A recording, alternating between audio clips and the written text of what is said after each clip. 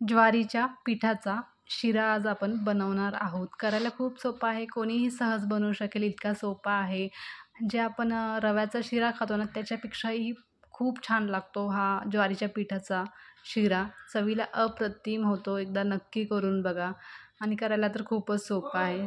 चला तर पटकन रेसिपीला सुरुवात करूया. व्हिडिओला लाईक करा आणि माझ्या यूट्यूब चॅनलला नक्की सबस्क्राईब करा. ही ज्वारी आहे जी आपण रेग्युलर भाकरी खातो ना ज्वारीच्या, त्याच ज्वारीच्या पिठाचा आज आपण शिरा करणार आहोत. ही रेसिपी ना माझी आहे. तर आमच्या घरी बऱ्याचदा आम्ही ज्वारीच्या पिठाचा शिरा बनवतो. खूप मस्त लागते, चवीला अप्रतिम बनून तयार होते. खरंच एकदा नक्की करून बघा.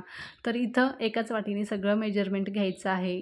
तर इथं 1 वाटी मी ज्वारीचं पीठ घेतलं आहे. पीठ आपल्याला पहिल्यांदा चाळून घ्यायचं आहे आणि हे पीठ ना एकदम असं बारीक आहे, जसं गव्हाचं पीठ असते ना तसंच एकदम बारीक दळून आणलेलं आहे. आता हे पीठ आपल्याला कढईमध्ये छान भाजून घ्यायचं आहे. याच्यामध्ये तेल किंवा तुपाचा वापर न करता असंच खमंग वास येईपर्यंत भाजून घ्यायचं आहे. एकदम बारीक गॅसवर आपल्याला भाजायचं आहे. जोपर्यंत याचा कलर बदलत नाही ना तोपर्यंत आपल्याला भाजून घ्यायचं आहे. जेवढं छान भाजून घेसाल ना तेवढा छान आपला शिरा बनून तयार होते. तर बघू शकता मस्त असा कलर याचा बदलत आहे. थोडंसं असा तांबूस कलर येईपर्यंत आपल्याला भाजून घ्यायचा आहे. तर बघू शकता इतका दाणेदार हा शिरा बनून तयार होते ना. जर तुमच्या घरी जर कोणी पाहुणे आले आणि जर तुम्ही हे पाहुण्याला शिरा जर खाऊ घातला ना तरी कुणालाच ओळखता येणार नाही की हा शिरा ज्वारीच्या पिठापासून बनवला आहे. खरं सांगते, एकदा विश्वास ठेवा आणि एकदा करून बघा. खरंच चवीला अप्रतिम बनून तयार होते. कारण बऱ्याचदा आम्ही घरी हा शिरा बनवतो, सगळ्यांना खूप जास्त आवडतो. तर आता हे पीठ आपण छान भाजून घेतलं आहे. तर बघू शकता मस्त असा कलर त्याचा तांबूस कलर येईपर्यंत बारीक गॅसवर भाजून घेतला आहे आणि एका प्लेटमध्ये काढून घेतला आहे.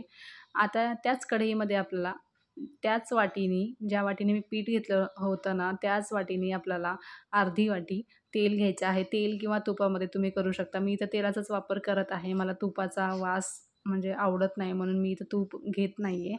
म्हणून मी इथं अर्धी वाटी तेल घेतलं आहे. तेलामध्ये केलं तरीही छान होते आणि तुपामध्ये केला तर अजून जास्त छान होते. आता इथं थोडेसे मी ड्रायफ्रूट्स भाजून घेतले आहेत. तुम्हाला जेही ड्रायफ्रूट्स टाकायचे असतील ते तुम्ही टाकू शकता. मी इथे फक्त काजू बदाम वापरत आहे. हे छान तेलामध्ये लालसर होईपर्यंत भाजून घेतले आहे. आता त्याच तेलामध्ये आपल्याला जे आपण ज्वारीचं पीठ घेतलं आहे ना भाजून, तेच पीठ आता पुन्हा या तेलामध्ये आपल्याला तेलात किंवा तुपात टाकून घ्यायचं आहे आणि पुन्हा छान आपल्याला हे 15 ते 20 सेकंदासाठी व्यवस्थित मिक्स करून घ्यायचं आहे.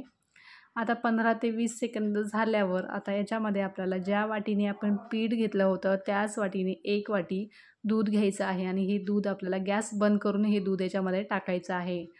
आता हे व्यवस्थित मिक्स करून घ्यायचं आहे. याच्यामध्येच आपल्याला साखर टाकायची आहे. अर्धी वाटी साखर टाकायची आहे. त्याच वाटीने मी इथे अर्धी वाटी साखर टाकत आहे. साखरेचं प्रमाण तुम्ही कमी जास्त करू शकता.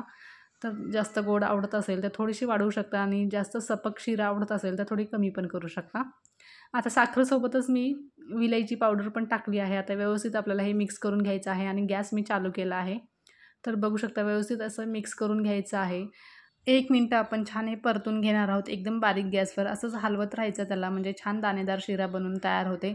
तर बघू शकता कलर पण खूप मस्त आलेला आहे आणि खायला तर खरं सांगते खूपच मस्त झाला होता. रव्याचा शिरा असतो ना त्याच्यापेक्षाही खूप भारी झाला होता. तर हे छान आपण मिक्स करून घेतलं आहे. तर शिरा आपला तयार आहे. प्लेटमध्ये काढून घेऊयात. आता त्याच्यावरच आपण थोडेसे ड्रायफ्रूट्स पण टाकणार आहोत.